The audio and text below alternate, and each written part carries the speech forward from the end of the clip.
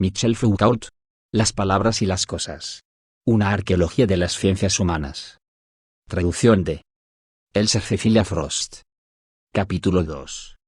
La prosa del mundo. 1. Las 4 similitudes. Hasta fines del siglo XVI, la semejanza ha desempeñado un papel constructivo en el saber de la cultura occidental. En gran parte, fue ella la que guió la exégesis e interpretación de los textos, la que organizó el juego de los símbolos, permitió el conocimiento de las cosas visibles e invisibles, dirigió el arte de representarlas. El mundo se enrollaba sobre sí mismo, la tierra repetía el cielo, los rostros se reflejaban en las estrellas y la hierba ocultaba en sus tallos los secretos que servían al hombre. La pintura imitaba el espacio. Y la representación, ya fuera fiesta o saber, se daba como repetición, teatro de la vida o espejo del mundo. He ahí el título de cualquier lenguaje, su manera de anunciarse y de formular su derecho a hablar. Es necesario que nos detengamos un poco en este momento del tiempo en el que la semejanza va a desligarse de su pertenencia al saber y desaparecerá, cuando menos en parte, del horizonte del conocimiento. ¿Cómo se pensaba la similitud a fines del siglo XVI o aún a principios del XVI? ¿Cómo podía organizar las figuras del saber? Si es verdad que las cosas que se asemejaban eran infinitas, podemos, cuando menos, establecer las formas según las cuales podían llegar a ser semejantes unas a otras.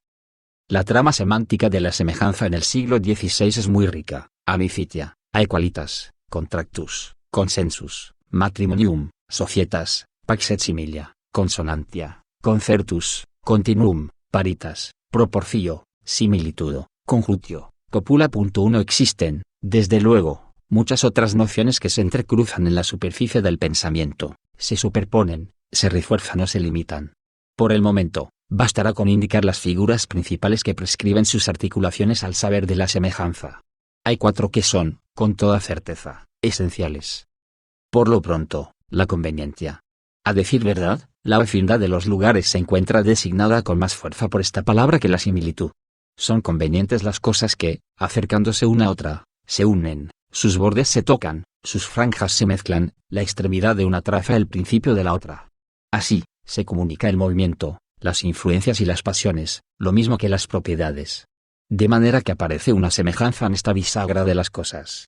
Doble desde que se trata de aclararla, semejanza del lugar, del sitio en el que la naturaleza ha puesto las dos cosas, por lo tanto, similitud de propiedades, ya que en este continente natural que es el mundo, la vecindad no es una relación exterior entre las cosas, sino el signo de un parentesco oscuro cuando menos. Además, de este contacto nacen por cambio nuevas semejanzas, se impone un régimen común. A la similitud, en cuanto razón sorda de la vecindad, se superpone una semejanza que es el efecto visible de la proximidad. Por ejemplo, el alma y el cuerpo son 2 veces convenientes. Ha sido necesario que el pecado hiciera del alma algo denso, pesado y terrestre para que Dios la pusiera en lo más hondo de la materia. Pero, por esta vecindad, el alma recibe los movimientos del cuerpo y se asimila a él, en tanto que el cuerpo se altera y se corrompe por las pasiones del alma. 2 Dentro de la amplia sintaxis del mundo, los diferentes seres se ajustan unos a otros, la planta se comunica con la bestia, la tierra con el mar, el hombre con todo lo que lo rodea. La semejanza impone vecindades que, a su vez, aseguran semejanzas. El lugar y la similitud se enmarañan, se ve musgo sobre las conchas, plantas en la cornamenta de los ciervos, especie de hierba sobre el rostro de los hombres, y el extraño zoófito yuxtapone, mezclándolas, las propiedades que lo hacen semejante tanto a la planta como al animal. 3 Otros tantos signos de conveniencia. La conveniencia es una semejanza ligada al espacio en la forma de cerca y más cerca. Pertenece al orden de la conjunción y del ajuste. Por ello, pertenece menos a las cosas mismas que al mundo en el que ellas se encuentran. El mundo es la conveniencia universal de las cosas. En el agua hay tantos peces como en la tierra animales u objetos producidos por la naturaleza o por los hombres. ¿Acaso no existen peces que se llaman episcopus, otros catena, otros priapus?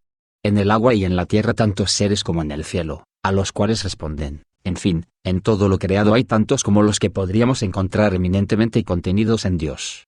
Sembrador de la existencia, del poder, del conocimiento y del amor. Así, por el encadenamiento de la semejanza y del espacio, por la fuerza de esta conveniencia que avecina lo semejante y asimila lo cercano, el mundo forma una cadena consigo mismo. En cada punto de contacto comienza y termina un anillo que se asemeja al anterior y se asemeja al siguiente, y las similitudes se persiguen de círculo en círculo, reteniendo los extremos en su distancia, Dios y la materia, acercándolos de manera que la voluntad del Todopoderoso penetre hasta los rincones más adormecidos. En un texto de su magia natural, porta y boca esta cadena inmensa, tensa y vibrante, esta cuerda de la conveniencia. Por lo que se refiere a su vegetación, la planta conviene con la bestia bruta y, por el sentimiento, el animal brutal con el hombre que se conforma con el resto de los astros por su inteligencia. Este enlace procede con tanta propiedad que parece una cuerda tendida desde la primera causa hasta las cosas bajas e ínfimas, por un enlace recíproco y continuo, de tal suerte que la virtud superior al expandir sus rayos vendrá al punto en que si se toque una extremidad de ella, temblará y hará mover al resto. 5. La segunda forma de similitud es la emulatio, una especie de conveniencia que estaría libre de la ley del lugar y jugaría, inmóvil, en la distancia. Un poco como si la connivencia espacial se hubiera roto y los eslabones de la cadena, separados, reprodujeran sus círculos, lejos unos de otros, según una semejanza sin contacto. Hay en la emulación algo del reflejo y del espejo, por medio de ella se responden las cosas dispersas a través del mundo. De lejos, el rostro es el émulo del cielo y así como la mente del hombre refleja, imperfectamente, la sabiduría de Dios, así los dos ojos, con su claridad limitada, reflejan la gran iluminación que hacen resplandecer, en el cielo, el sol y la luna. La boca es Venus, ya que por ella pasan los besos y las palabras de amor. La nariz nos entrega una imagen minúscula del cetro de Júpiter y del caduceo de Mercurio. 6. Por medio de esta relación de emulación, las cosas pueden imitarse de un cabo a otro del universo sin encadenamiento ni proximidad. Por su reduplicación especular, el mundo abole la distancia que le es propia, triunfa así sobre el lugar que le es dado a cada cosa. ¿Cuáles son los primeros de estos reflejos que recorren el espacio? ¿Dónde está la realidad y dónde la imagen proyectada? Con frecuencia resulta imposible decirlo, pues la emulación es una especie de gemelidad natural de las cosas, nace de un pliegue del ser cuyos dos lados, de inmediato, se enfrentan. Paracelso compara este desdoblamiento fundamental del mundo con la imagen de dos gemelos que se asemejan de modo perfecto, sin que sea posible a persona alguna decir cuál ha dado al otro su similitud. Sin embargo, la emulación deja inertes, una frente a otra, las dos figuras reflejadas que opone. Sucede que una sea la más débil y acoja la fuerte influencia de la que se refleja en su espejo pasivo. ¿Acaso no imprimen las estrellas sobre las hierbas de la tierra, cuyo modelo sin cambio son, la forma inalterable, y sobre las cuales les ha sido dado verter secretamente toda la dinastía de sus influencias? La tierra sombría es el espejo del cielo sembrado, pero en esta justa los dos rivales no tienen un valor ni una dignidad iguales. Los claros de la hierba reproducen, sin violencia, la forma pura del cielo. Las estrellas, dice Croius, son la matriz de todas las hierbas de la tierra y cada estrella del cielo es sólo la prefiguración espiritual de una hierba, tal como la representa, de tal manera que cada hierba o planta es una estrella terrestre que mira al cielo, del mismo modo que cada estrella es una planta celeste en forma espiritual, que sólo es diferente por su materia de las terrestres. Las plantas y las hierbas celestes se vuelven hacia el lado de la tierra y miran a las hierbas que han procreado, insuflándoles alguna virtud particular. Pero sucede también que la justa permanece abierta y que el tranquilo espejo no refleja más que la imagen de dos soldados irritados. Ahora, la similitud se convierte en el combate de una forma contra otra o, mejor dicho, de una misma forma separada de sí por el peso de la materia o la distancia de los lugares. El hombre de Paracelso está, como el firmamento, constelado de astros, pero no le está ligado como el ladrón a las galeras, el asesino al potro, el pez al pescador, el animal a quien le da caza. Pertenece al firmamento del hombre el ser libre y poderoso, no obedecer orden alguno, no está regido por ninguna de las otras criaturas. Su cielo interior puede ser autónomo y reposar solo en sí mismo, a condición de que por su sabiduría, que es también saber, llegue a ser semejante al orden del mundo, lo retome en sí y equilibre así en su firmamento interno aquel en el que centellean las estrellas verdaderas. Así, pues, esta sabiduría del espejo comprenderá a su vez al mundo en el que estaba colocada, su gran anillo girará hasta el fondo del cielo y más allá. El hombre descubrirá que él contiene las estrellas en el interior de sí mismo, y que lleva así al firmamento con todas sus influencias. Así, pues, la emulación se da primero bajo la forma de un simple reflejo, furtivo y lejano, recorre en silencio los espacios del mundo. Pero la distancia que atraviesa no queda anulada por su sutil metáfora, permanece abierta para la visibilidad. En este duelo, las dos figuras que se enfrentan se amparan una a otra. Lo semejante comprende a lo semejante que, a su vez, lo rodea y que quizás será de nuevo comprendido por una duplicación que tiene el poder de proseguir al infinito. Los anillos de emulación no forman una cadena como los elementos de la conveniencia, son más bien círculos concéntricos, reflejados y rivales. La tercera forma de similitud es la analogía. Viejo concepto familiar ya a la ciencia griega y al pensamiento medieval, pero cuyo uso ha llegado a ser probablemente diferente. En esta analogía se superponen la conveniencia y la emulatio. al igual que ésta, asegura el maravilloso enfrentamiento de las semejanzas a través del espacio, pero habla, como aquella, de ajustes, de ligas y de juntura. Su poder es inmenso, pues las similitudes de las que trata no son las visibles y macizas de las cosas mismas, basta con que sean las semejanzas más sutiles de las relaciones. Así aligerada, puede ofrecer, a partir de un mismo punto, un número infinito de parentescos. Por ejemplo, la relación de los astros con el cielo en el que centellean se encuentra de nuevo así, de la hierba a la tierra, de los vivientes al globo que habitan, de los minerales y los diamantes a las rocas en las que están enterrados, de los órganos de los sentidos al rostro que animan, de las manchas de la piel al cuerpo que marcan en secreto. Una analogía puede también volverse sobre sí misma sin ser, por ello, impugnada. La vieja analogía de la planta y el animal. El vegetal es un animal que está de cabeza, con la boca o sea las raíces, hundida en la tierra. No es criticada ni borrada por César Pino, por el contrario la refuerza, la multiplica por sí misma, al descubrir que la planta es un animal erguido, cuyos principios nutritivos suben del fondo hacia la cima, a lo largo de un tallo que se extiende como un cuerpo y termina en una cabeza, rama, flores, hojas, relación inversa, pero no contradictoria, con la primera analogía que pone la raíz en la parte inferior de la planta, el tallo en la parte superior, porque entre los animales, la red venosa empieza también en la parte inferior del vientre y la vena principal sube hacia el corazón y la cabeza. 10. Tanto esta reversibilidad como esta polivalencia dan a la analogía un campo universal de aplicación. Por medio de ella, pueden relacionarse todas las figuras del mundo. Sin embargo, existe en este espacio surcado en todas direcciones, un punto privilegiado, está saturado de analogías, cada una puede encontrar ahí su punto de apoyo, y, pasando por él, las relaciones se invierten sin alterarse. Este punto es el hombre, está en proporción con el cielo, y también con los animales y las plantas, lo mismo que con la tierra, los metales, las estalactitas o las tormentas. Erguido entre las faces del mundo, tiene en relación con el firmamento, su rostro es a su cuerpo lo que la faz del cielo al éter, su pulso palpita en sus venas como los astros circulan según sus vías propias, las 7 aberturas forman en su rostro lo que son los 7 planetas del cielo, pero equilibra todas estas relaciones y se las reencuentra, similares, en la analogía del animal humano con la tierra en que habita, su carne es gleba, sus huesos, rocas, sus venas, grandes ríos, su vejiga, el mar y sus 7 miembros principales, los 7 metales que se ocultan en el fondo de las minas. 11 El cuerpo del hombre es siempre la mitad posible de un atlas universal.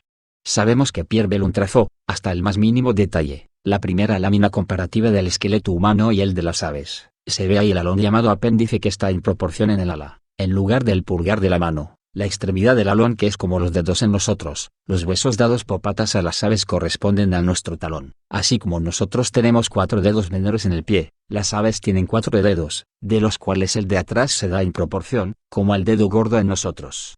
12 Toda esta precisión solo puede ser anatomía comparada para quien la ve armado con los conocimientos del siglo XIX. Sucede que la reja a través de la cual dejamos llegar hasta nuestro saber las figuras de la semejanza, corta de nuevo en este punto, y casi solo en él, lo que había dispuesto sobre las cosas el saber del siglo XVI. Pero, a decir verdad, la descripción de Bellon no hace sino destacar la positividad que la ha hecho posible en su época. No es ni más científica ni más racional que la observación de Aldrovandi cuando compara las partes bajas del hombre con los lugares infectos del mundo, con el infierno, con sus tinieblas, con los condenados que son como los excrementos del universo. 13 Pertenece a la misma cosmografía analógica que la comparación, clásica en la época de Croius, entre la apoplejía y la tempesta. Esta empieza cuando el aire se hace pesado y se agita, la crisis en el momento en el que los pensamientos se hacen pesados, inquietos, después las nubes se afinan, el vientre se hincha, la tormenta estalla y la vejiga se rompe, los rayos fulminan en tanto que los ojos brillan con un fulgor terrible, cae la lluvia, la boca espumea, los relámpagos se desencadenan en tanto que los espíritus hacen estallar la piel, pero he aquí que el tiempo aclara de nuevo y la razón se restablece en el enfermo. 14 El espacio de las analogías es, en el fondo, un espacio de irradiación. Por todas partes, el hombre se preocupa por sí mismo, pero, a la inversa, este mismo hombre transmite las semejanzas que él recibe del mundo. Es el gran foco de las proporciones, el centro en el que vienen a apoyarse las relaciones y de donde son reflejadas de nuevo. Por último, la cuarta forma de semejanza queda asegurada por el juego de las simpatías. Aquí no existe ningún camino determinado de antemano, ninguna distancia está supuesta, ningún encadenamiento prescrito. La simpatía juega en estado libre en las profundidades del mundo. Recorre en un instante los más vastos espacios, del planeta al hombre regido por él, cae la simpatía de lejos como un rayo, por el contrario pueden nacer de un solo contacto, como estas rosas de duelo que servirán para las exequias, que, por su sola cercanía a la muerte, harán que toda persona que respire su perfume se sienta triste y agonizante. 15. Pero su poder es tan grande que no se contenta con surgir de un contacto único y con recorrer los espacios, suscita el movimiento de las cosas en el mundo y provoca los acercamientos más distantes. Es el principio de la movilidad, atrae lo pesado hacia la pesantez del suelo y lo ligero hacia el éter sin peso, lleva las raíces hacia el agua y hace girar, con la curva del sol, a la gran flor amarilla del girasol.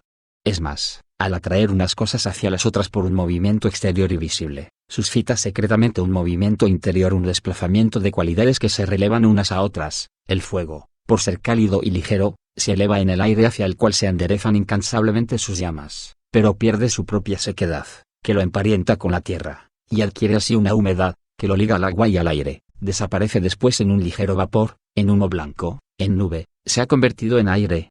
La simpatía es un ejemplo de lo mismo, tan fuerte y tan apremiante que no se contenta con ser una de las formas de lo semejante, tiene el peligroso poder de asimilar, de hacer las cosas idénticas unas a otras, de mezclarlas, de hacerlas desaparecer en su individualidad así, pues, de hacerlas extrañas a lo que eran. La simpatía transforma, altera, pero siguiendo la dirección de lo idéntico, de tal manera que si no se nivelara su poder, el mundo se reduciría a un punto, a una masa homogénea, a la melancólica figura de lo mismo. Todas sus partes tenderían unas a otras y se comunicarían entre sí sin ruptura ni distancia, como las cadenas de metal, suspendidas por simpatía del atractivo de un solo imán. Por ello, la simpatía es compensada por su figura gemela, la antipatía. Esta mantiene a las cosas en su aislamiento e impide la asimilación, encierra cada especie en su diferencia obstinada y su propensión a perseverar en lo que es. Es cosa bien sabida que existe odio entre las plantas. Se dice que el olivo y la vid odian a la col, el pepino huye del olivo. Si se sobreentiende que se cruzan por el calor del sol y el humor de la tierra, es necesario que todo árbol opaco y espeso sea pernicioso para los otros, lo mismo que el que tiene mucha raíz. 17. Así, hasta el infinito, a través del tiempo, los seres del mundo se odian y mantienen su feroz apetito en contra de toda simpatía. La rata de la India es perniciosa para el cocodrilo, pues naturaleza se lo ha dado por enemigo, de tal modo que cuando el feroz se goza al sol, le tiende una trampa con sagacidad mortal, dándose cuenta de que el cocodrilo, adormecido en su deleite, duerme con el hocico abierto, se mete por ahí y se cuela por el largo gaznate hasta el vientre, cuyas entrañas roe y sale al fin por el vientre de la bestia muerta. Pero, a su vez, todos los enemigos de la rata la acechan, ya que está en discordia con la araña y combatiendo muchas veces con el áspid, muere. Por medio de este juego de la antipatía que las dispersa, a la vez que las atrae al combate, las convierte en asesinas y las expone a su vez a la muerte. Sucede que las cosas, las bestias y todas las figuras del mundo siguen siendo lo que son. La identidad de la cosa, el hecho de que puedan asemejarse a las otras y aproximarse a ellas, pero sin engullirlas y conservando su singularidad, es el balance continuo de la simpatía y la antipatía que le corresponde. Explica que las cosas se crucen, se desarrollen, se mezclen, desaparezcan, mueran y se recobren indefinidamente, en suma, que haya un espacio, que, sin embargo, no carece de referencia ni de repetición, de puerto de similitud, y un tiempo, que, sin embargo, permite reaparecer indefinidamente las mismas figuras, las mismas especies, los mismos elementos.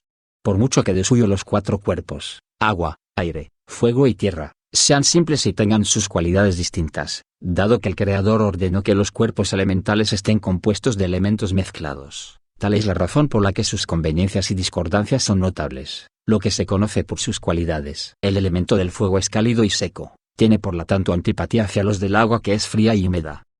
El aire es cálido y húmedo, la tierra fría y seca, es la antipatía. Para hacerlos concordar, el aire ha sido puesto entre el fuego y el agua entre la tierra y el aire.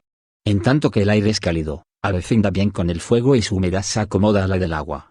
De nuevo, dado que su humedad es templada, modera el calor del fuego y recibe ayuda de él, como por otra parte, por su calor mediocre, entibia la frialdad húmeda del agua. La humedad del agua es calentada por el calor del aire y alivia la fría sequedad de la tierra.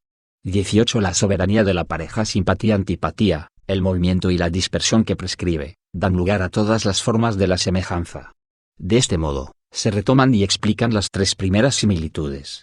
Todo el volumen del mundo, todas las vecindades de la conveniencia, todos los ecos de la emulación, todos los encadenamientos de la analogía, son sostenidos, mantenidos y duplicados por este espacio de la simpatía y de la antipatía que no cesa de acercar las cosas y de tenerlas a distancia.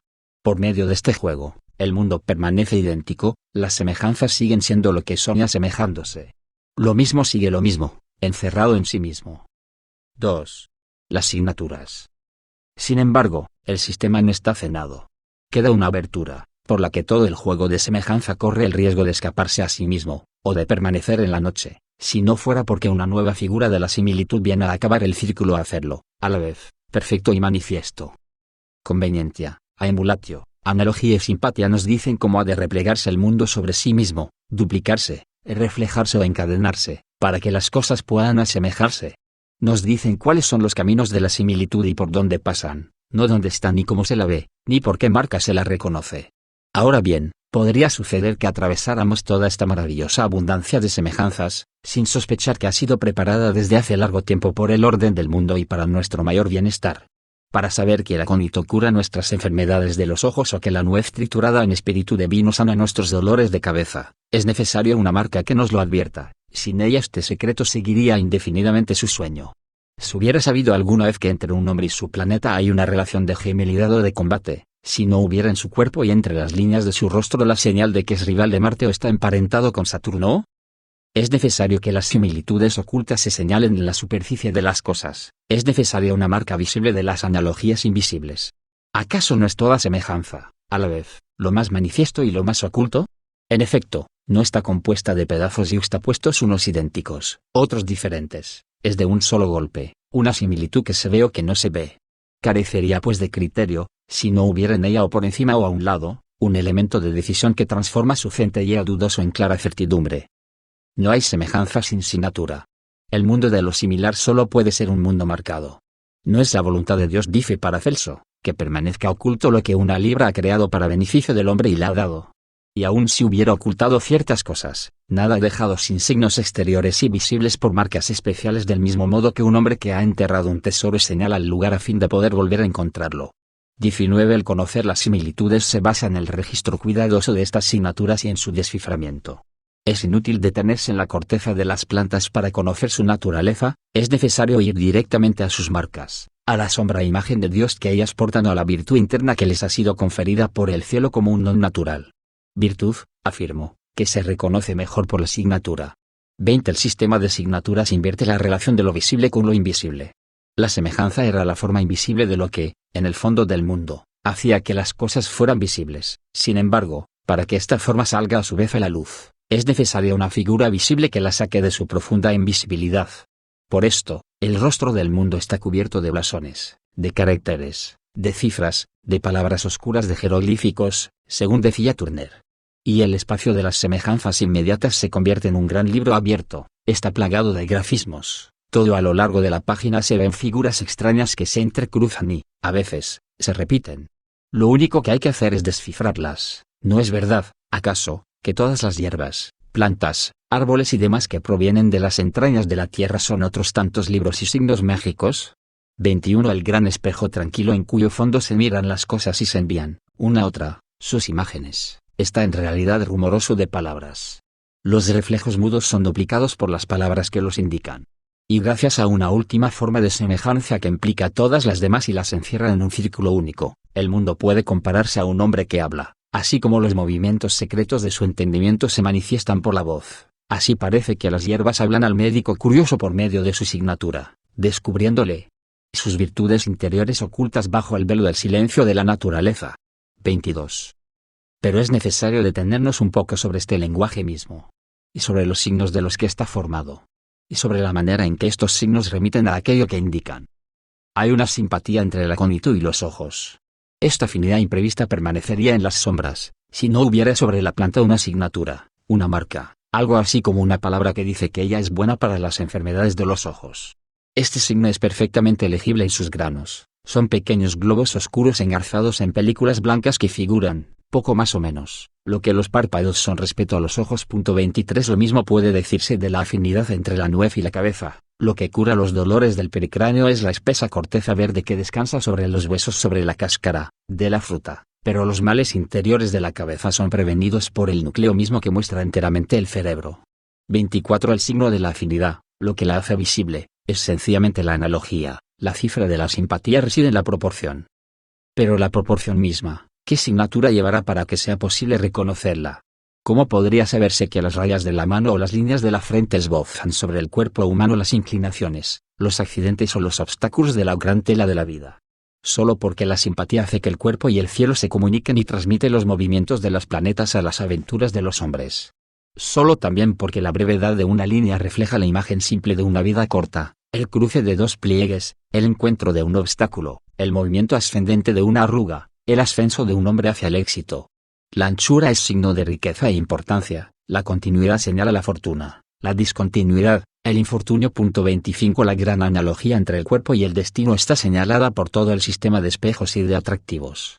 Son las simpatías y las emulaciones las que señalan las analogías. En cuanto a la emulación, puede reconocérsela en la analogía. Los ojos son estrellas puesto que esparcen luz sobre los rostros como los astros en la oscuridad y porque los ciegos están en el mundo como los clarividentes en lo más sombrío de la noche. También puede reconocérsela en la conveniencia. Se sabe, a partir de los griegos, que los animales fuertes y valientes tienen la extremidad de los miembros ancha y bien desarrollada, como si su vigor se comunicara a las partes más lejanas de su cuerpo. De la misma manera, el rostro y la mano del hombre tienen semejanza con el alma a la que están unidos. Así, pues, el reconocimiento de las similitudes más visibles se hace sobre el fondo de un descubrimiento que es el de la conveniencia de las cosas entre sí. Y si se piensa ahora que la conveniencia no está definida siempre por una localización actual, sino que muchos seres que se convienen entre sí están separados, como sucede entre la enfermedad y su remedio, entre el hombre y sus astros, entre la planta y la tierra de la que necesita, se requiere de nuevo un signo de la conveniencia. Ahora bien, ¿qué otra señal hay de que dos cosas están encadenadas entre sí, de no ser que se atraigan recíprocamente, como el sol a la flor del girasol o como el agua al retoño del pepino? 26 Sino que hay afinidad y como simpatía entre ellas. De este modo se cierra el círculo. Se advierte, sin embargo, por medio de qué sistema de duplicaciones. Las semejanzas exigen una asignatura, ya que ninguna de ellas podría ser notada si no estuviera marcada de manera legible. Pero, ¿cuáles son estos signos? ¿En qué se reconoce, entre todos los aspectos del mundo y tantas figuras que se entrecruzan, que hay un carácter en el que conviene detenerse, porque indique una semejanza secreta y esencial? ¿Qué forma constituye el signo en su singular valor de signo?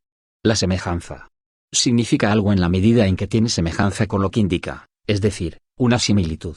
No obstante, no señala una homología, pues su ser claro y distinto de signatura se borraría en el rostro cuyo signo es otra semejanza, una similitud vecina y de otro tipo que sirve para reconocer la primera, pero que es revelada, a su vez, por una tercera. Toda semejanza recibe una asignatura, pero esta no es sino una forma medianera de la misma semejanza. Tanto que el conjunto de marcas hace deslizar, sobre el círculo de las similitudes, un segundo círculo que duplicaría exactamente y punto por punto al primero, si no fuera porque este pequeño desplazamiento hace que el signo de la simpatía resida en la analogía, el de la analogía en la emulación, el de la emulación en la conveniencia, que requiere a su vez, para ser reconocida, la señal de la simpatía. La asignatura y lo que designa son exactamente de la misma naturaleza, solo obedecen a una ley de distribución diferente. El corte es el mismo. La forma designante y la forma designada son semejanzas, pero vecinas. Sin duda por ello la semejanza, en el saber del siglo XVI, es lo más universal que hay, a la vez que lo más visible, aunque, sin embargo, hay que descubrirlo, por ser lo más oculto, lo que determina la forma del conocimiento, ya que solo se conoce siguiendo los caminos de la similitud, y lo que garantiza la riqueza de su contenido, ya que, desde que se advierten los signos y se considera lo que indican, se saca a luz y se permite que la semejanza misma centelle con su propia luz. Llamamos hermenéutica al conjunto de conocimientos y técnicas que permiten que los signos hablen y nos descubran sus sentidos. Llamamos semiología al conjunto de conocimientos y técnicas que permiten saber dónde están los signos, definir lo que los hace ser signos, conocer sus ligas y las leyes de su encadenamiento. El siglo XVI superpuso la semiología y la hermenéutica en la forma de la similitud. Buscar el sentido es sacar a luz lo que se asemeja. Buscar la ley de los signos es descubrir las cosas semejantes. La gramática de los seres es su exégesis. Y el lenguaje que hablan no dice nada más que la sintaxis que los liga. La naturaleza de las cosas, su coexistencia, el encadenamiento que las une y por el cual se comunican, no es diferente a su semejanza. Y esta solo aparece en la red de los signos que, de un cabo a otro, recorre todo el mundo. La naturaleza es tomada en el mínimo espesor que conserva, una debajo de la otra. A la semiología y la hermenéutica, no es misteriosa ni está velada, solo se ofrece al conocimiento, que desvía algunas veces, en la medida en que esta superposición conlleva un ligero desplazamiento de las semejanzas. De golpe, la reja no es clara, la transparencia está enturbiada desde el primer carteo. Un espacio sombrío aparece y es necesario aclararlo progresivamente. Ahí está la naturaleza y es eso lo que es necesario emplear para conocerla. Todo sería inmediato y evidente si la hermenéutica de la semejanza y la semiología de las signaturas coincidieran sin la menor oscilación. Pero, dado que hay una ranura entre las similitudes que forman grafismos y las que forman discursos, el saber y su labor infinita reciben ahí el espacio que les es propio. Tienen que surcar esta distancia yendo, por un zigzagueo indefinido, de lo semejante a lo que les es semejante. 3. Los límites del mundo. Tal es, en un esbozo muy general, la episteme del siglo XVI. Esta configuración implica un cierto número de consecuencias. Por de pronto, el carácter a la vez pictórico y absolutamente pobre de este saber. Pictórico que ya es ilimitado. La semejanza no permanece jamás estable en sí misma, solo se la fija cuando se la remite a otra similitud que, a su vez, llama a otras nuevas, de suerte que cada semejanza no vale sino por la acumulación de todas las demás y debe recorrerse el mundo entero para que la menor de las analogías quede justificada y aparezca al fin como cierta. Es pues un saber que podrá, que deberá, proceder por acumulación infinita de confirmaciones que se llaman unas a otras. Y por ello, desde sus fundamentos, este saber será arenoso. La única forma posible de enlace entre los elementos del saber es la suma. De aquí, las inmensas columnas, de aquí su monotonía. Al poder como enlace entre el signo y lo que indica la semejanza, a la vez tercera potencia y poder único, ya que habita de la misma manera la marca y el contenido. El saber del siglo XVI se condenó a no conocer nunca sino la misma cosa y a no conocerla sino al término, jamás alcanzado, de un recorrido indefinido.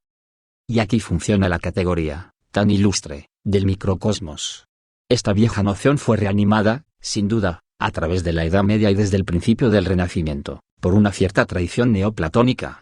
Pero acabó por desempeñar un papel fundamental en el saber durante el siglo XVI. Poco importa que sea o no, como se decía, una visión del mundo o Weltanschauung.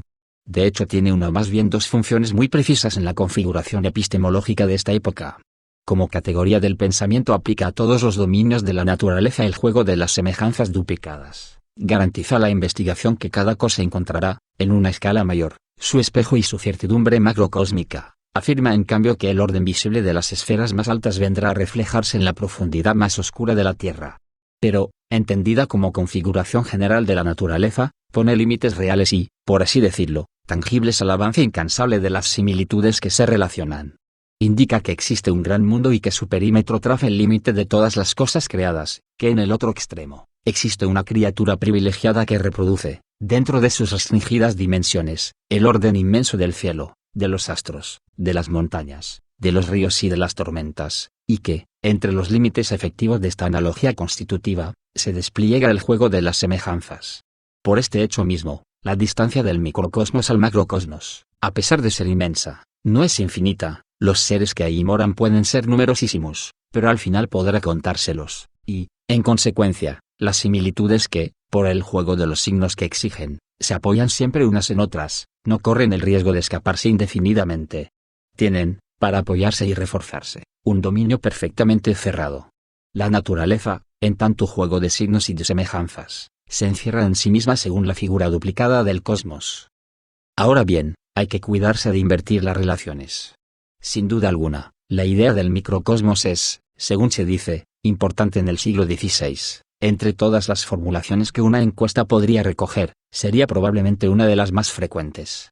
Pero no se trata de hacer aquí un estudio de las opiniones que solo un análisis estadístico del material escrito permitiría llevar a cabo. Si, por el contrario, se interroga al saber del siglo XVI en su nivel arqueológico, es decir, en lo que lo ha hecho posible, aparecen las relaciones entre el macrocosmos y el microcosmos como un simple efecto superficial. No se pusieron a investigar todas las analogías del mundo porque creyeran en tales relaciones, sino que en el corazón mismo del saber había una necesidad, ajustar la infinita riqueza de una semejanza introducida como tercera entre los signos y su sentido, y la monotonía impuesta por el corte mismo de la semejanza a lo significante y a lo que éste designaba. En una episteme en la que signos y similitudes se enroscan recíprocamente en una voluta que carece de fin, era necesario que se pensara en la relación entre microcosmos y macrocosmos como garantía de este saber y término de su efusión. Debido a esta misma necesidad, este saber debía acoger, a la vez, y en el mismo plan, la magia y la erudición. Nos parece que los conocimientos del siglo XVI constaban de una mezcla inestable de saber racional, de nociones derivadas de prácticas mágicas y de toda una herencia cultural cuyo redescubrimiento en los textos antiguos había multiplicado los poderes de autoridad. Así concebida, la ciencia de esta época parece dotada de una débil estructura, no sería más que el lugar liberal de una confrontación entre la fidelidad a los antiguos, el gusto por lo maravilloso y una atención ya despertada sobre esta racionalidad soberana en la que nos reconocemos. Y esta época trilobada se reflejaría en el espejo de cada obra y de cada espíritu compartido. De hecho, el saber del siglo XVI no sufre por una insuficiencia de estructura. Por el contrario, hemos visto cuán meticulosas son las configuraciones que definen su espacio. Este rigor es el que impone la relación entre la magia y la erudición no como contenidos aceptados, sino como formas requeridas. El mundo está cubierto de signos que es necesario descifrar y estos signos, que revelan semejanzas y afinidades, solo son formas de la similitud. Así, pues, conocer será interpretar, pasar de la marca visible a lo que se dice a través de día y que, sin ella, permanecería como palabra muda, adormecida entre las cosas. Nosotros, los hombres, descubrimos todo lo que está oculto en las montañas por medio de signos y de correspondencias exteriores. Así, encontramos todas las propiedades de las hierbas y todo lo que está en las piedras. Nada hay en la profundidad de los mares, nada en las alturas del firmamento que el hombre no sea capaz de descubrir. No hay montaña tan vasta que esconda a la mirada del hombre lo que contiene, esto le es revelado por los signos correspondientes. 27. La adivinación no es una forma concurrente del conocimiento, forma parte de este mismo. Ahora bien, estos signos que se interpretan no designan lo oculto en la medida en que se le asemejan, y no se actuará sobre las marcas sin operar, al mismo tiempo, sobre lo que ellas indican en secreto. Por eso las plantas que representan la cabeza, los ojos, el corazón y el hígado tienen eficacia sobre un órgano, por eso las bestias mismas son sensibles a las marcas que las designan. Dime, pues pide Paracelso, ¿por qué la serpiente en Helvecia, Algoria, Suecia, comprende las palabras griegas osi, osia, osi? ¿En qué academia las han aprendido para que, apenas oída la palabra, vuelvan de inmediato la cola a fin de no oírla de nuevo? Tan pronto como han oído la palabra, a pesar de su naturaleza y de su espíritu, permanecen inmóviles y no envenenan a nadie con su picadura ponzoñosa. Y no hay que decir que esto se debe tan solo al efecto del ruido de las palabras pronunciadas. Si escribes, en tiempo favorable, estas solas palabras sobre vitela, pergamino, papel y las impones a la serpiente, ésta permanecerá tan inmóvil como si las hubieras articulado en voz alta. El propósito de las magias naturales que ocupa una gran parte del fin del siglo XVI y se encuentra hasta mediados del siglo XVII, no es un efecto residual en la conciencia europea, ha sido resucitado como dice expresamente Campanella 28, y por motivos contemporáneos, porque la configuración fundamental del saber remite a las marcas y las similitudes unas a otras. La forma mágica era inherente a la manera de conocer. E igualmente sucede con la erudición, ya que, en el tesoro que nos ha transmitido la antigüedad, el lenguaje vale como signo de las cosas. No existe diferencia alguna entre estas marcas visibles que Dios ha depositado sobre la superficie de la tierra, a fin de hacernos conocer sus secretos interiores, y las palabras legibles que la escritura o los sabios de la antigüedad, iluminados por una luz divina, han depositado en los libros salvados por la tradición. La relación con los textos tiene la misma naturaleza que la relación con las cosas, aquí como ahí, lo que importa son los signos. Pero Dios, a fin de ejercitar nuestra sabiduría, ha sembrado la naturaleza solo de figuras que hay que descifrar. En este sentido, el conocimiento debe ser divinatio, en tanto que los antiguos dieron ya interpretaciones que solo tenemos que recoger. Que solo tendríamos que recoger, si no fuera necesario aprender su idioma, leer sus textos, comprender lo que han dicho. La herencia de la antigüedad es, como la naturaleza misma, un amplio espacio que hay que interpretar. Aquí como ahí, es necesario destacar los signos y hacerlos hablar poco a poco. En otras palabras, divinatio y eruditio son una misma hermenéutica, que, sin embargo, se desarrolla, según figuras semejantes, en dos niveles distintos. La una va de la marca muda a la cosa misma, y hace hablar a la naturaleza, la otra va del grafismo inmóvil a la palabra clara, devuelve la vida a los lenguajes dormidos. Pero así como los signos naturales están ligados a lo que indican por la profunda relación de semejanza, así los discursos de los antiguos son la imagen de lo que enuncian. Si tienen para nosotros el valor de un signo es porque, en el fondo de su ser, y por la luz que no deja de atravesarlos desde su nacimiento, se ajustan a las cosas mismas, en forma de espejo y de emulación, son con respecto a la verdad eterna lo que estos signos a los secretos de la naturaleza, son la marca por descifrar de esta palabra, tienen, con las cosas que develan, una afinidad interporal.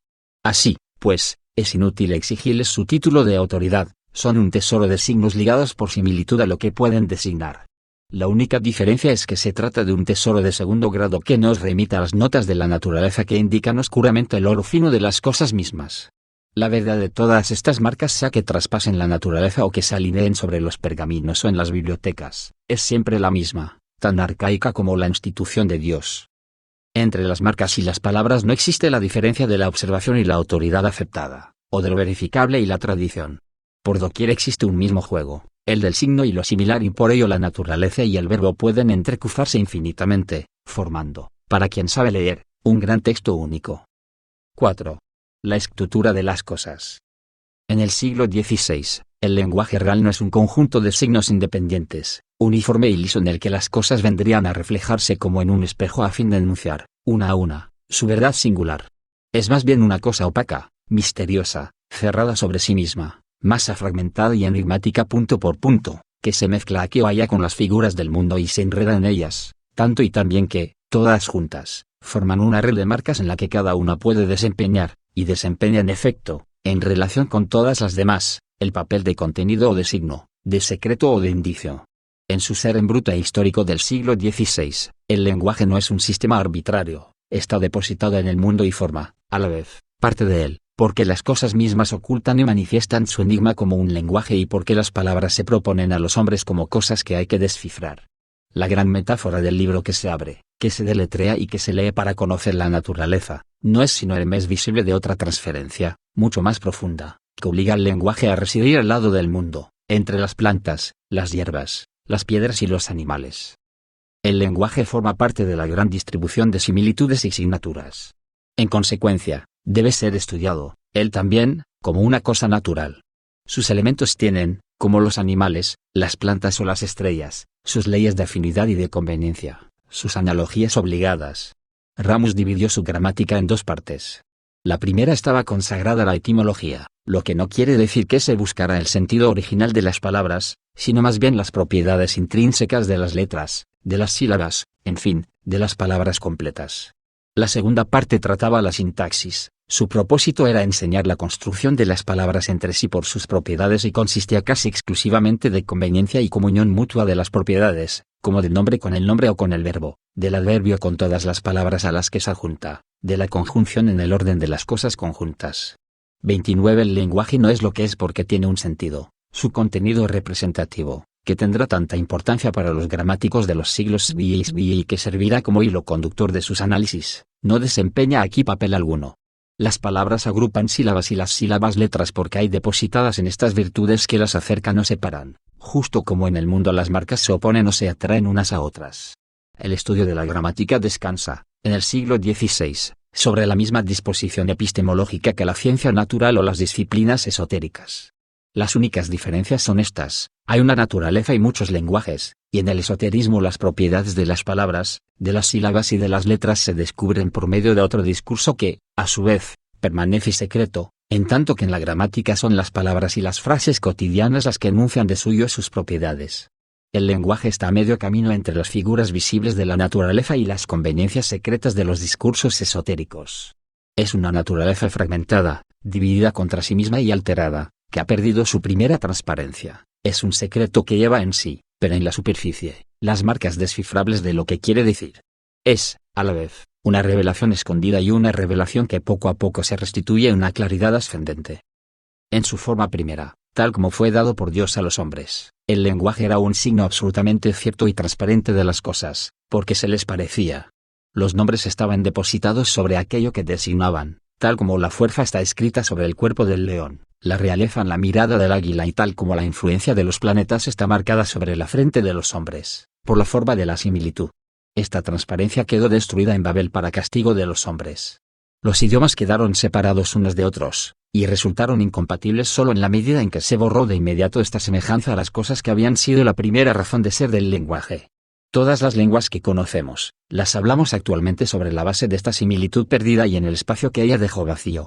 Solo existe una lengua que guarda memoria de ello, porque se deriva directamente del primer vocabulario, ahora olvidado, porque Dios no ha querido que el castigo de Babel escapase a la memoria de los hombres, porque esta lengua ha servido para relatar la antigua alianza de Dios con su pueblo, por último, porque en esta lengua se dirigió Dios a quienes le escucharon. Así, pues, el hebreo lleva en sí, como restos, las marcas de la primera denominación. Y estas palabras, pronunciadas por Adán al imponérselas a los animales, siguen conservando en su espesor, cuando menos en parte, como un fragmento de un saber silencioso, las propiedades inmóviles de los seres. Así, la cigüeña, tan alabada por su caridad hacia sus padres y madres, se llama en hebreo chasida, es decir, mansa, caritativa, piadosa. El caballo llamado sus, del verbo asas, si no es que este verbo se deriva de él, que significa elevarse, ya que entre todos los cuadrúpedos este es el más orgulloso y valiente, según lo describe Job en el capítulo 39. 30 Pero no hay ahí sino ruinas fragmentarias. Las otras lenguas han perdido estas similitudes radicales, que solo el hebreo conserva a fin de mostrar que fue en otro tiempo la lengua común de Dios, de Adán y de los animales de la primera tierra. Sin embargo, si el lenguaje no se asemeja de inmediato a las cosas que nombra, no está por ello separado del mundo, continúa siendo, en una u otra forma, el lugar de las revelaciones y sigue siendo parte del espacio en el que la verdad se manifiesta y se enuncia a la vez. Es verdad que no es la naturaleza en su visibilidad original, pero tampoco es un instrumento misterioso cuyos poderes solo sean conocidos por algunos privilegiados. Es más bien la figura de un mundo en vías de rescatarse y ponerse al fin a escuchar la verdadera palabra. Por ello, Dios ha querido que el latín, lengua de su Iglesia, se extienda por todo el globo terrestre. Por ello, todas las lenguas del mundo, tal como se las ha podido conocer gracias a esta conquista, forman en conjunto la imagen de la verdad. El espacio en el que se despliegan y su confusión entregan el signo del mundo salvado, del mismo modo que la disposición de los primeros nombres se asemejaba a las cosas que Dios había puesto al servicio de Adán. Claude Duret señala que los hebreos, los cananeos, los samaritanos, los caldeos, los sirios, los egipcios, los fenicios, los cartagineses, los árabes, los sarracenos, los turcos, los moros, los persas y los tártaros escriben de derecha a izquierda, siguiendo así el curso y movimiento diario del primer cielo, perfectísimo, en opinión del gran Aristóteles, acercándose a la unidad. Los griegos, los georgianos, los maronitas, los jacobitas, los coftitas, los serbios, los bosnianos y, de cierto, los latinos y todos los europeos escriben de izquierda a derecha, siguiendo el curso y movimiento del segundo cielo, conjunto de los 7 planetas. Los hindúes, los cátanos, los chinos y los japoneses escriben de arriba a abajo, según el orden de la naturaleza, que da a los hombres la cabeza alta y los pies bajos, al revés de los anteriores. Los mexicanos escriben o bien de abajo a arriba o bien en espirales, como las que el Sol hace por su curso anual sobre el zodiaco. Y así, por estos 5 diversos modos de escribir, los secretos y misterios del crucero del mundo y de la forma de la cruz, conjunto de la rotundidad del cielo y de la tierra, se denotan y expresan propiamente. 31 Las lenguas tienen con el mundo una relación de analogía más que de significación, o mejor dicho, su valor de signo y su función de duplicación se superponen, hablan del cielo y de la tierra de los que son imagen, reproducen en su arquitectura más material la cruz cuyo advenimiento anuncian este advenimiento que, a su vez, se establece por la escritura y la palabra. Hay una función simbólica en el lenguaje, pero desde el desastre de Babel no es necesario ya buscarla salvo en raras excepciones. 32 En las palabras mismas, sino más bien en la existencia misma del lenguaje, en su relación total con la totalidad del mundo, en el entrecruzamiento de su espacio con los lugares y las figuras del cosmos. De ahí la forma del proyecto enciclopédico, tal como aparece a fines del siglo XVI y en los primeros años del siglo siguiente, no reflexionar lo que se sabe en el elemento neutro del lenguaje, el uso del alfabeto como orden enciclopédico arbitrario, pero eficaz, solo aparecerá en la segunda mitad del siglo XX 33, sino reconstituir por el encadenamiento de las palabras y por su disposición en el espacio del orden mismo del mundo. Este proyecto se encuentra en Grego Ire en su Syntaxeon Artis Mirabilis, 1610, en Alstedius en su Enciclopaedia, 1630, y aún en Christophe de Savigny, Tableau de tous les arts libéraux, que llega a espacializar los conocimientos tanto por la forma cósmica, inmóvil y perfecta del círculo, como por la forma sublunar, perecedera, múltiple y dividida del árbol. Se lo encuentra de nuevo así en la Croix du Maine, que imagina un espacio a la vez de enciclopedia y de biblioteca que permitiría disponer los textos escritos según las figuras de vecindad, de parentesco, de analogía y de subordinación que prescribe el mundo mismo. 34 De cualquier modo, tal entrelazamiento del lenguaje y las cosas, en un espacio común, supone un privilegio absoluto de la escritura. Este privilegio ha dominado todo el Renacimiento y, sin duda, ha sido uno de los grandes acontecimientos de la cultura occidental.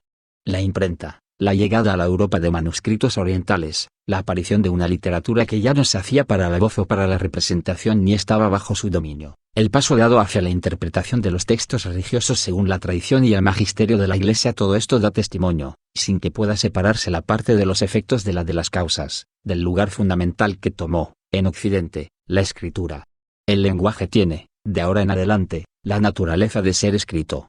Los sonidos de la voz solo son su traducción transitoria y precaria. Lo que Dios ha depositado en el mundo son las palabras escritas. Adán, al imponer sus primeros nombres a los animales, no hizo más que leer estas marcas visibles y silenciosas. La ley fue confiada a las tablas, no a la memoria de los hombres, y la verdadera palabra hay que encontrarla en un libro. Vigenère y Duret 35 dijeron, y en términos casi idénticos, que lo escrito había precedido siempre a lo hablado, con toda certeza en la naturaleza y quizá también en el saber de los hombres.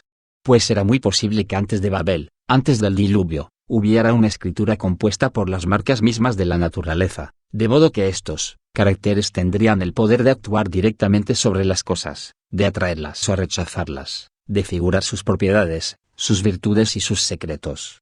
Escritura primitivamente natural, de la que ciertos saberes esotéricos y la cábala del primer jefe conservaron una memoria dispersa y cuyos poderes, largo tiempo adormecidos, tratan de recoger. El esoterismo del siglo XVI es un fenómeno de escritura y no palabra.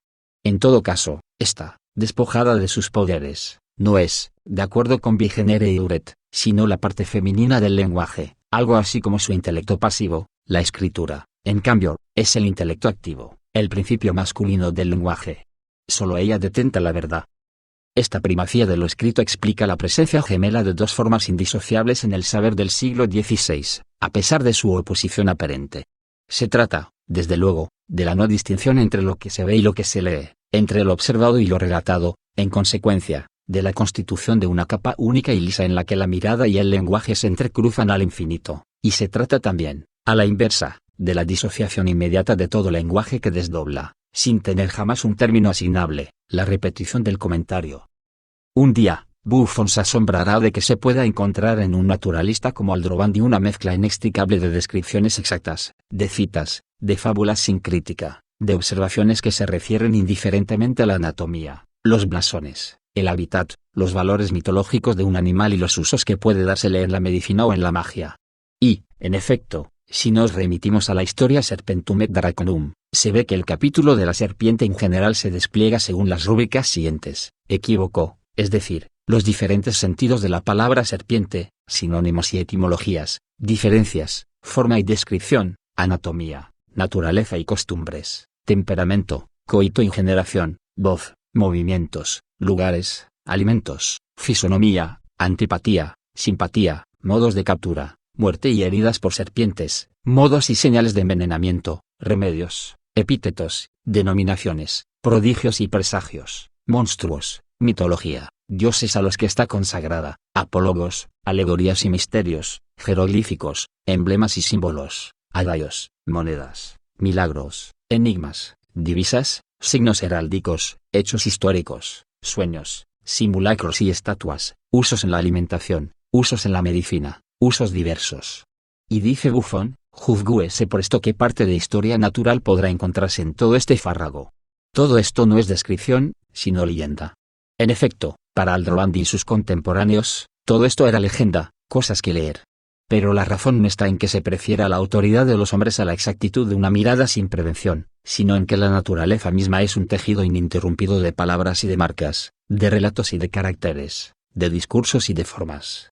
Cuando se hace la historia de un animal, es inútil e imposible tratar de elegir entre el oficio del naturalista y el del compilador. Es necesario recoger en una única forma del saber todo lo que ha sido visto y oído, todo lo que ha sido relatado por la naturaleza o por los hombres, por el lenguaje del mundo, de las tradiciones o de los poetas.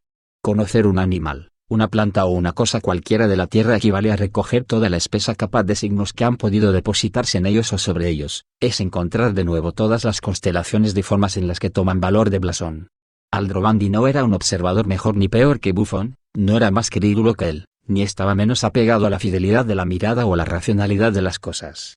Simple y sencillamente, su mirada no estaba ligada a las cosas por el mismo sistema, ni la misma disposición de la epísteme.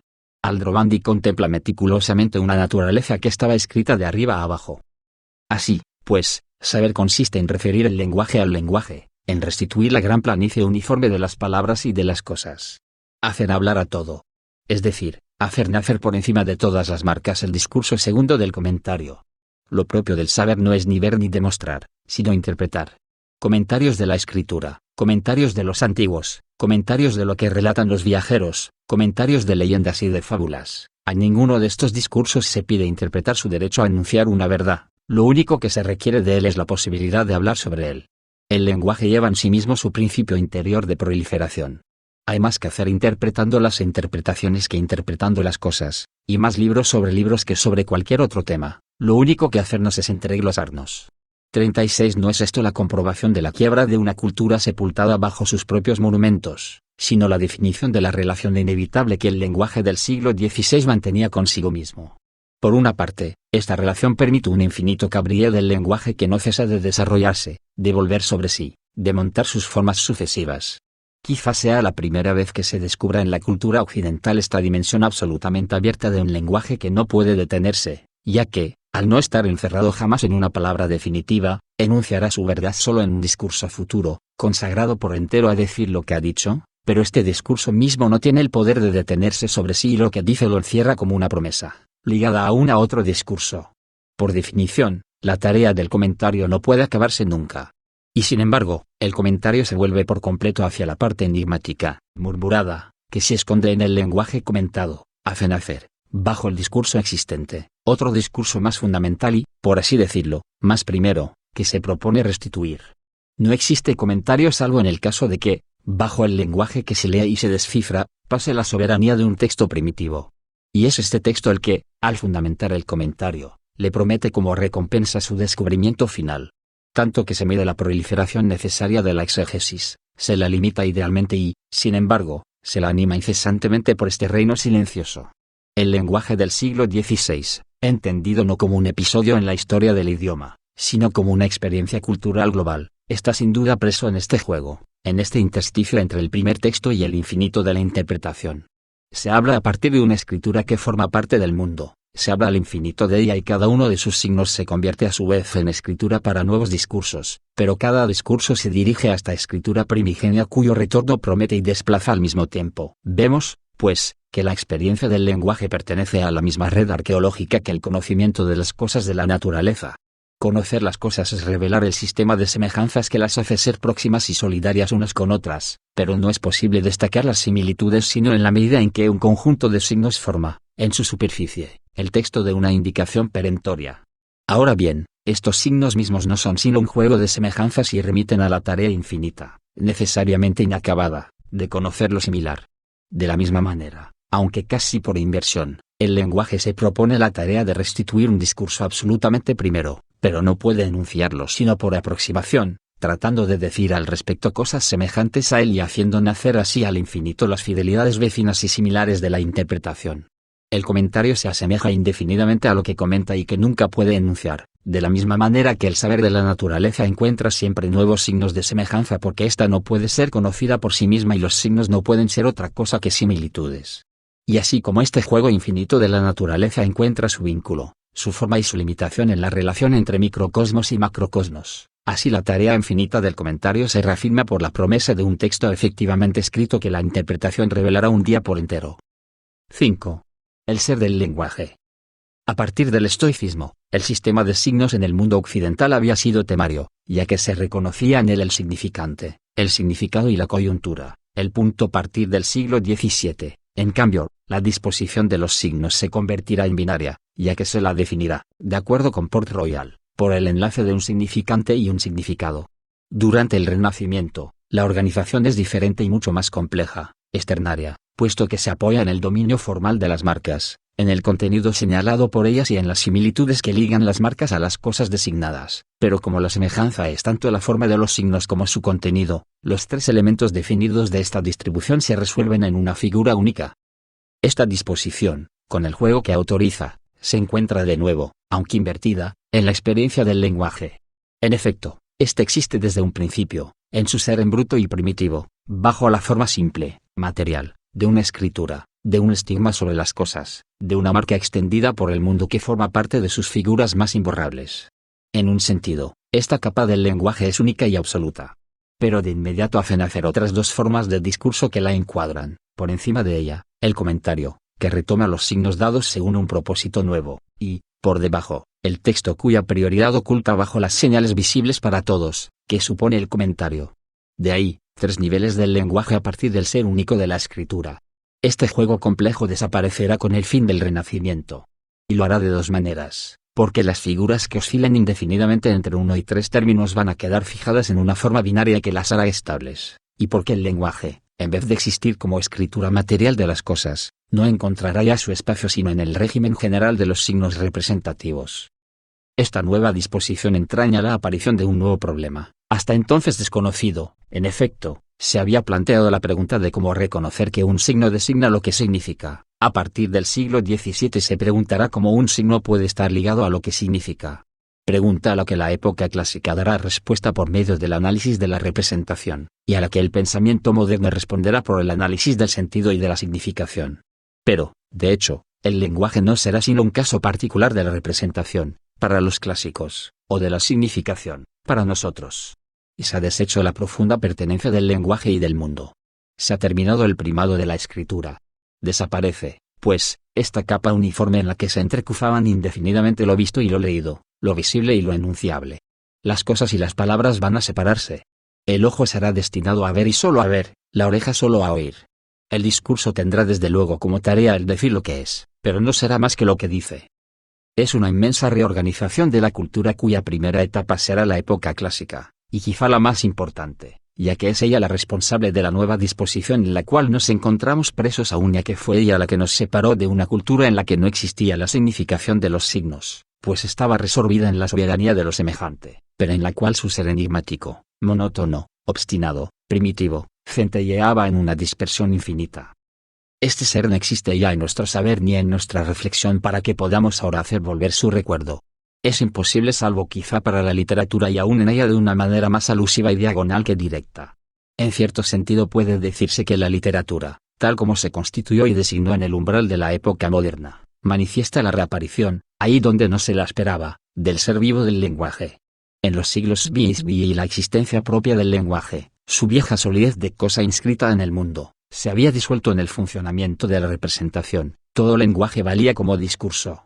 El arte del lenguaje era una manera de hacer un signo significar, a la vez, alguna cosa y disponer signos en torno a ella. Así, pues, un arte de nombrar y después, por una duplicación demostrativa y decorativa a la vez, de captar este nombre, de encerrarlo y de guardarlo, de designarlo a su vez con otros nombres que harán su presencia diferida, el signo segundo, la figura, el aparato retórico.